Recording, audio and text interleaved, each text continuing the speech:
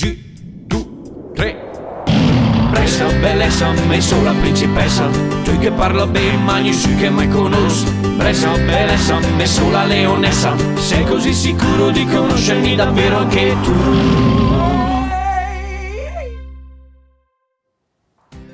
Bentrovati a Brescia Beleza. Iniziamo con un personaggio storico poco conosciuto, è il Galupì. Chi era il Galupì? Era il vetturale che conduceva le diligenze tra Brescia e i vari paesi della provincia? Oppure era il calzolaio privato del vescovo Berardo Maggi? Oppure ancora il venditore dei limoni di Piazza Rovetta?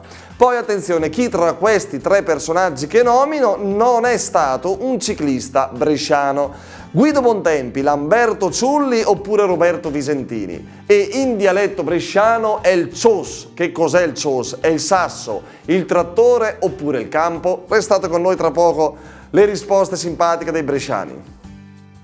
Ma guardate un po' qua chi c'è adesso, c'è il signor Battista. Terzi. No, va bene, primo per adesso, sì, terzi sì, immagino. Sai Battista, ma lei che è pensionato ovviamente, di che si occupava prima? Prima ho fatto ero poligrafico dall'altra sponda, a Brescia oggi. Ah, no, mi dice all'altra sponda, insomma, si può anche interpretare diversamente. Ok, senta Battista, se io le dovessi dire Galupì, è il Galupì. Chi era secondo lei? Era un vetturale che conduceva le diligenze tra Brescia e la provincia, un calzolaio del vescovo Berardo Maggi, anzi il calzolaio, oppure un venditore di limoni di Piazza Rovetta? È il Galupì. È il Galupì. Poi a pensare, Galupì. Penso alla prima domanda. È la prima risposta, lei dice, cioè uno che conduce, vedremo poi. Però senta, io le dico adesso il nome di tre persone, lei di queste mi deve dire chi non è o non è stato un ciclista bresciano. Guido Bontempi, Lamberto Ciulli e Roberto Visentini. Lamberto Ciulli non è stato ciclista, quello è il mio campo. È il suo campo. Vabbè, lo dice lui, sarà da coltivare anche. È il cios, a proposito, signor Battista, che cos'è? È il sasso, il trattore o il campo? È un terreno, campo, il terreno. Campo, lei ne ha? Ne ho, sì, un paio. Insomma, dai, la terra è bassa, però. Sì. Daniela, ciao, bentrovata. Grazie. Ma non sei bresciana, tu mi stavi dicendo che non sei bresciana. No, non sono proprio bresciana per niente, sono qua dal 2003 e arrivo da Milano, dalla provincia di Milano. Senti un poco, allora, cara Daniela, Galupì, vabbè, tu il dialetto bresciano immagino, cosa sai? A parte le parolacce, che cosa sai tu in dialetto bresciano? Allora, adesso faccio ridere tutti, Gamancare Sacchela. Ah, beh, ma scherzi, pari proprio autoctona. Poi poco poi l'altro sono qualche tutte cose parolacce, parolacce, poi potafes. Esatto. E a Milano invece qual è la parola più... No, non chiedermi, no, ma neanche questo. Senti, il Galupì era una persona addetta alla conduzione delle diligenze, era un calzolaio o era un venditore di limoni? È il Galupì.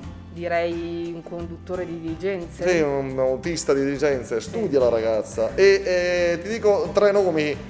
Uno di questi non è stato un ciclista bresciano. Allora, Guido Bontempi, Lamberto Ciulli, Roberto Visentini. Guarda.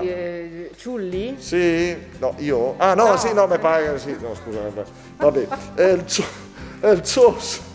Sì, è il cios. È il campo. Vabbè, allora torna a Milano, Le so tutte? No. Bene, ecco le risposte corrette. Il Galupì era il vetturale che conduceva le diligenze tra Brescia e i vari comuni della provincia. Quando stava per arrivare ad osterie con stazioni di posta, suonava anche la tromba il Galupì, affinché garzoni e maniscalchi fossero pronti ad intervenire e l'oste dell'osteria preparasse i rifornimenti alimentari per i viaggiatori, per non perdere troppo tempo durante la sosta. Poi i personaggi del ciclismo bresciano. Il personaggio che non è ciclista è Lamberto Ciulli, è un amico mio, lo saluto, mentre i ciclisti sono Guido Bontempi e Roberto Visentini, ciclisti di casa nostra che salutiamo. È il cios in dialetto bresciano, il campo. Facile insomma, magari qualcuno di voi ha anche lavorato tanti anni nei cios. Grazie a tutti, alla prossima.